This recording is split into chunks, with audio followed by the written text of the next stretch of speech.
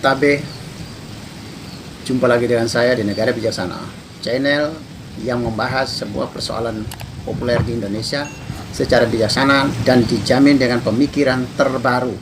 Sekarang ini, tadinya kan setiap paslon atau pasangan calon presiden dan wakil presiden dalam Pilpres 2024 ini kan selalu menanamkan motivasi perjuangan mereka adalah menang satu putaran, baik dari paslon 1 Amin, Anies dan Caimin, paslon 2 Prabowo Gibran, dan paslon 3 Ganjar Mahfud.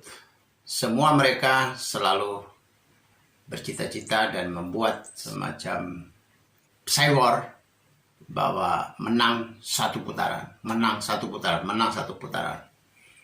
Tiba-tiba ada pihak independen, pihak masyarakat, yaitu peneliti atau ilmuwan politik Muhammad Kodari, M. Kodari, yang selama ini memiliki aktivitas survei opini publik, termasuk survei tentang sekitar masalah Pilpres ini.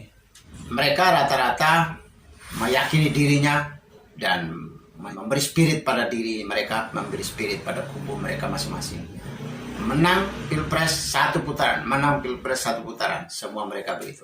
Tapi tiba-tiba ada anggota masyarakat, warga negara Indonesia, menyambut Pilpres satu putaran ini disambut dengan sebuah gerakan, yaitu gerakan satu putaran untuk Prabowo Gibran. Dia mencanangkan sebuah gerakan, ya satu putaran, tapi untuk Prabowo Gibran. Ini hak dia ya, hak setiap warga negara lah untuk menyampaikan pendapat, menyampaikan aspirasi, bahkan dia berjuang untuk menyukseskan aspirasi dia. Itu kan sesuatu yang dilindungi oleh undang-undang, dilindungi oleh konstitusi kita, hak dia untuk beraspirasi, untuk berpendapat dan beraktivitas sepanjang tidak melawan hukum, sepanjang tidak melawan UUD 45 kita. Intinya bahwa Kodari atau saudara M. Kodari tidak melanggar hukum, bahkan tidak melanggar etika juga. Dia berjuang untuk Pilpres satu putaran untuk kemenangan Prabowo Gibran. Pertanyaan kita sekarang adalah, apakah GSP atau gerakan satu putaran untuk Prabowo Gibran ini akan bisa efektif? Akan bisa berpengaruh kepada elektabilitas atau keterpilihan Prabowo Gibran? Menurut saya, gerakan ini jika dilakukan secara masif, jika dilakukan secara besar-besaran, kampanye satu putaran GSP untuk kemenangan Prabowo Gibran bisa berpengaruh kepada posisi elektabilitas. Bisa lonjakan elektabilitas Prabowo Gibran atau pemilih mereka bisa signifikan, bisa bertambah dengan gerakan ini. Mengapa saya katakan bisa mempengaruhi pilihan publik, bisa mempengaruhi dan bisa menambah peluang kemenangan Prabowo Gibran? Karena begini, yang masih dalam posisi swing voters atau pemilih, sudah jadi pemilih tetapi mereka masih mau berpindah-pindah wait and see. Misalnya mereka sudah milih Gibran, Prabowo, tetapi masih berpeluang untuk masih melirik ke Anies, Caimin, atau masih melirik ke paslon 3 Ganjar Mahfud. Ada yang sudah memilih Ganjar Mahfud tetapi masih wait and see, masih juga kemungkinan untuk berpindah lagi ke arah paslon 2 Prabowo Gibran, atau akan berpindah ke arah Amin atau Anies Caimin. Begitu pula dengan pemilih-pemilih yang sekarang sudah berada di memilih Anies atau paslon 1, tapi ada kemungkinan mereka masih mau melihat-lihat kemungkinan untuk berpindah ke arah paslon 2 Prabowo Gibran dan paslon 3 Ganjar Mahfud. Masih bisa berpeluang. Yang akan berpindah, yang akan ikut mempengaruhi akibat gerakan GSP M. Kodari yang masif nanti, kalau misalnya dia bisa melakukan gerakan yang masif di seluruh masyarakat, di seluruh level, di seluruh media massa, media sosial, itu bisa mempengaruhi pilihan para swing voters dan bisa juga mempengaruhi pilihan mereka-mereka yang sekarang belum memilih satupun, yaitu yang decided voters. Penjelasannya sangat mudah, penjelasan statistik politik atau statistik sosialnya sangat mudah. 20% orang Indonesia, 20 sampai 30% itu masih berstatus swing voters, dan beberapa lembaga mengatakan masih sekitar 5 sampai 10% masih decided voters. Tapi Harian Kompas baru-baru ini mengeluarkan hasil riset mereka bahwa decided voters masih besar 20-an%, 28% kira-kira. Yang akan berpindah dipengaruhi oleh gerakan GSP M Kodari ini adalah dua kelompok ini. Dua kelompok swing voters dengan decided voters ini masih sekitar, kalau menurut Kompas diperkirakan masih 40-an%. Kalau dari beberapa lembaga yang lain kira-kira masih sekitar 20-an%. Masih cukup besar yang akan berpeluang untuk mempengaruhi elektabilitas. Perpindahan mereka begini, kita coba mengupas dulu swing voters. Swing voters ini, mereka ini yang masih berpindah-pindah ini, yang kemungkinan masih berpindah-pindah ini, mereka ini adalah kelompok kritis. Mereka tidak mudah satu aspek langsung memvonis saya pilih ini atau saya tidak suka ini, saya pilih A, tidak suka B, tidak begitu. Mereka ini semua faktor dan semua tahap ini diberi bobot semua. Setelah itu mereka baru mulai menimbang-nimbang siapa yang bobot positif lebih banyak dan siapa yang bobot negatif lebih banyak. Mereka ini masih wait-and-see dan masih kritis terus. Kalau kita lihat posisi selama ini, maka itu menunjukkan mereka yang ragu-ragu sekarang masih galau, masih cemas, masih galau ini. Skor sekarang paling tidak menurut mereka tuh agak seri. Skor buruk dan skor positif atau skor negatif dari setiap paslon ini dianggap masih seri, masih draw. Bobot nilainya masih sama, sehingga mereka masih bingung-bingung ini. Ketika sekarang ada gerakan GSP, gerakan satu putaran, sekali putaran dari M Kodari ini, itu mempengaruhi mereka akan menyetujui satu putaran. Karena argumentasi yang dibangun oleh M Kodari ini cukup tepat, cukup jitu, yaitu satu putaran menghemat keuangan negara 17 triliun. Ini kan sangat menarik perhatian publik, terutama para swing voters dan para decided voters. Mereka tentu orang-orang yang bertanggung jawab atas kehidupan negara, kelangsungan negara, kemajuan bangsa ini. Mereka bertanggung jawab juga. Maka ketika disodorkan akan jadi hemat 17 triliun, bisa berpengaruh. Mereka akan bisa terima, oh ya, kalau begitu satu putaran saja, karena toh menghemat 17 triliun. Yang kedua, argumentasi yang dibangun oleh Kodari, dan saya kira banyak orang menerima argumentasi itu, adalah menghindari konflik yang mengeras antara dua kubu nanti. Kalau sudah dua kubu, nanti pertarungan lebih mengeras. Konflik kita lihat, sisa-sisa konflik 2014 dan 2019 sampai sekarang masih terasa. Pembelahan masyarakat antara cebong kampret masih terasa. Atau cebong dengan kadal gurun itu masih terasa.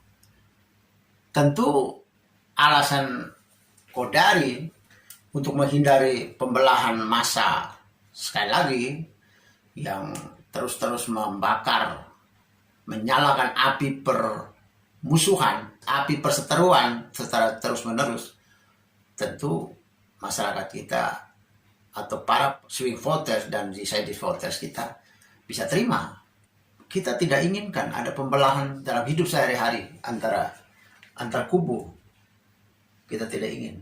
Jadi argumentasi yang kedua dari M Kodari bisa diterima oleh para swing voter dan decided voter.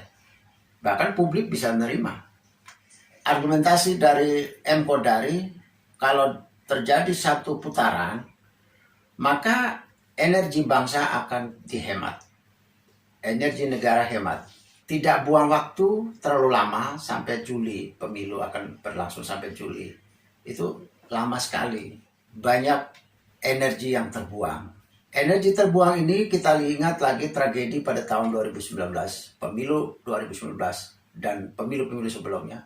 Itu membawa tragedi kematian ya, membawa korban nyawa besar, kecapean panitianya, para pelaksana pemilunya kecapean. Sehingga kita lihat 2019 banyak korban berjatuhan di pihak para penyelenggara pemilu. Termasuk aparat-aparat kita, polisi, ada yang tentara juga ada yang meninggal dulu. Ratusan orang meninggal. Sehingga argumentasi dari Qodari ini bisa diterima. Karena logis, hemat uang negara 17 triliun bisa dipakai buat pemberian beasiswa di seluruh Indonesia atau pembangunan sekolah atau bantuan kepada UKM lagi. Jangan cukup signifikan. Lalu alasan konflik horizontal yang tersisa dari 2014 sampai 2019 sampai sekarang masih ada. Terasa konflik, terasa disintegrasi sosial masyarakat kita masih tinggi, masih tersisa. Ini bisa diterima. Lalu energi bangsa dihemat, tidak perlu membawa korban besar lagi, sehingga pemilu lebih baik dipersingkat, dipermudah, disederhanakan. Sekitar 4 argumentasi ini akan diterima oleh publik, termasuk para swing voters dan decided voters. Ketika mereka menerima, maka mereka akan mulai, kalau begitu bagaimana saya harus mengambil posisinya untuk membantu memastikan satu periode saja atau satu putaran saja. Maka logikanya mereka akan memilih manakah paslon yang hasil surveinya lebih memungkinkan untuk masuk sebagai pemenang 50+1. Maka paling memungkinkan adalah paslon itu yang harus didukung. Misalnya sekarang ini rame-rame hampir semua publikasi para lembaga survei itu selalu mengunggulkan Prabowo Gibran, paslon 2. Kira-kira rata-rata Prabowo Gibran yang paling tinggi, tapi belum sampai ke 50+1. Tinggal ditambah sedikit lagi, ada yang bilang kira-kira 5-7%, atau ada yang kira-kira kalau mengikuti Kompas mungkin sekitar 20 atau 15% lagi sudah bisa satu putaran Prabowo Gibran menang. Logika para swing voters dan decided voters akan melihat bahwa kalau satu putaran diterima sebagai sebuah tindakan penyelamatan negara, tindakan bantuan kepada negara, maka mereka akan menumpuk pada Prabowo Gibran yang lebih dekat dengan 50+1. Tinggal tambah sedikit akan lebih dekat. Sehingga pertama, mereka yang swing voters ini yang sudah memilih Prabowo Gibran akan merasa mantap. Tadinya kan mereka melihat kualitas setiap paslon, mereka akan menempatkan ini dalam skor, seri, draw. Skornya sama bobot mereka ini. Misalnya di mata swing voters loh dan decided voters. Kan mereka sudah dalam skor yang sama. Ketika Qodari memunculkan ide satu putaran dengan 4 keuntungan tadi, maka swing voters yang sekarang ada di kubu paslon 02, kubu Prabowo Gibran, akan minim berpindah kembali ke paslon 1 dan 3, Amin dan Gama. Kecil. Mereka akan mengambil posisi, kalau begitu kami sudah, atau saya sudah berada pada posisi yang tepat, yaitu paslon 2 yang lebih memungkinkan untuk menang satu putaran. Kedua, para swing voters yang ada di kubu paslon 1, Amin, dan juga yang ada di paslon nomor 3, Gama, mereka ini yang kemungkinan untuk berpindah-pindah lagi, maka mereka akan merasa langkah keluar dari Amin dan Gama lebih mudah menuju ke Prabowo Gibran, karena untuk mendukung tinggal sedikit menggenapi menjadi 50+1 minimal. Saya melihat jika gerakan GSP-nya M. Qodari ini masif terjadi di Indonesia, maka para swing voters yang jumlahnya masih sekitar 20% dan para decided voters yang jumlahnya 5-20% lah, itu akan mudah menjatuhkan pilihan mantap kepada paslon 2 atau Prabowo Gibran. Karena tadinya modal dasar mereka sudah menilai bingung, tiga-tiga ini dinilai bobot yang sama, seri draw. Nah, ketika harus dengan satu putaran lebih menguntungkan, maka mereka akan lebih mendukung Prabowo Gibran yang poinnya, langkahnya lebih dekat menuju kemenangan, lebih dekat menuju 50+1. Jika demikian alasan dibangun oleh M. Kodari dan diterima oleh para swing voters dan decided voters untuk memilih paslon 2, tentu secara etika mereka merasa tidak salah lagi. Secara etika mereka akan merasa, ya kalau begitu kami adalah pahlawan bagi penyelamatan masalah bangsa ini, masalah negara ini. Kami sudah membantu negara dengan menghentikan langkah menuju 2 periode, 2 tahap atau 2 putaran. Sehingga secara etika, secara hati nurani, para swing voters dan decided voters yang akan memilih Prabowo Gibran, mereka tidak merasa bersalah. Mereka merasa bahwa mereka akan merasa sebagai heroik, sebagai pahlawan untuk membantu masalah bangsa ini apabila dengan 2 putaran. Gerakan ini kalau masif, saya kira memang akan sangat berefektif pada eksodus, perpindahan, migrasi yang mudah dilakukan oleh para swing voters dan decided voters menuju ke paslon 2. Sesuai dengan konstitusi kita atau regulasi kita, kita tidak perlu menanggapi negatif terhadap Kodari, M. Kodari, karena itu adalah hak. Dia sedang menggunakan hak dia sebagai warga negara, hak berpendapat, hak beraspirasi, hak berjuang bagi negaranya yang dia anggap dia benar. Maka silakan saja kubu 1, paslon nomor 1 yaitu Amin, dan paslon nomor 3 Gama, silakan saja tetap berjuang untuk kemenangan kalian, baik putaran 1 ataupun 2 putaran, terserah. Tetapi tidak boleh berbagi konsentrasi untuk menghalangi atau mencerca M. Kodari, tidak perlu. Silakan menggunakan kebebasan. Bebas untuk memenangkan paslonnya masing-masing, dan M. Kodari juga bebas untuk berekspresi, bebas untuk perjuangan dia yang dia yakini benar. Ya, semua pihak bebas. Jadi tidak perlu ribut-ribut, tidak perlu marah-marah, tidak ada yang salah di dalam perjuangan untuk memenangkan 1 putaran ini. Dari siapapun, baik dari kubu 3 paslon ini maupun dari anggota masyarakat biasa seperti Kodari, tidak ada yang salah. Selamat memilih dengan damai, dengan demokrasi. Jika Anda setuju dengan saya, Anda seide dengan saya, berarti kita berada pada satu perjuangan yang sama, yaitu ingin melihat Indonesia menjadi lebih baik, Indonesia menjadi negara yang bijaksana yang kita impikan. Caranya adalah dengan Anda memberi dukungan dan berpartisipasi dalam channel ini. Subscribe di bawah channel ini, bunyikan lonceng di sampingnya untuk menunjukkan Anda berlangganan secara gratis, dan ada pemberitahuan setiap kali saya mengirim edisi baru. Dan jika Anda setuju dengan ide ini, jangan lupa bagikan ke semua relasi Anda. Terima kasih.